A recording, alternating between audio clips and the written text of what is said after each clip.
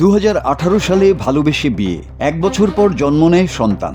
এরপরই নিখোঁজ হয়ে যান স্বামী। 5 বছর ধরে স্ত্রী সন্তানের কোনো খোঁজ না নিয়ে অন্যত্র বিয়ে করে নতুন সংসার পাতেন তিনি। অবশেষে শুক্রবার রাত আনুমানিক 10টার সময় প্রায় 5 বছর পর বগুড়ার সাতমাথায় স্ত্রীর মুখোমুখি পড়তেই শুরু হয় তুমুল বাকবিতণ্ডা।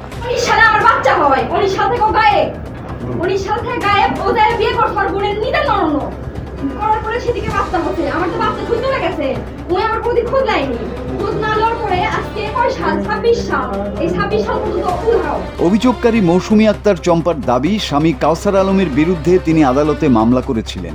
2 বার গ্রেপ্তারের পরও মানবিক কারণে তাকে ছাড়িয়ে আন, কিন্তু এরপরও স্বামী আর সংসারে ফেরেননি। এমনকি 6 বছর বয়সী সন্তানের জন্ম নিবন্ধনের প্রয়োজনীয় কাগজ না দেয়ায় সন্তানকে স্কুলে ভর্তি করাতেও ভোগান্তিতে পড়েছেন বলে অভিযোগ করেন তিনি।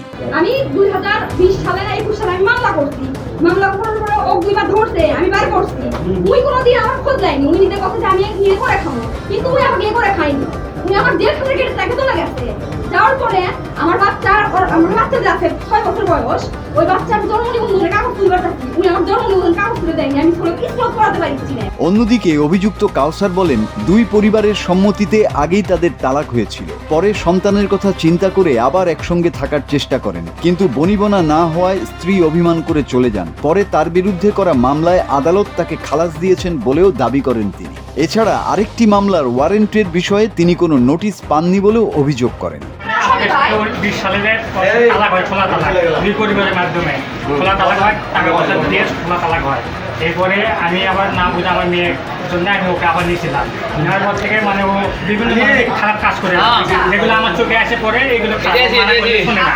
এরপরে আমি ওগুলো উঠতে ছাড়া আমি ওর বাড়িতে চলে গেছিলাম। স্বামী স্ত্রীর এই পরস্পর বিরোধী অভিযোগের সত্যতা যাচাই এবং চলমান মামলার নিষ্পত্তি এখন দেখার বিষয়। আইনি প্রক্রিয়ার মাধ্যমে বিরোধের সুরাহা চান ভুক্তভোগী নারী। Desk report, Bangla TV.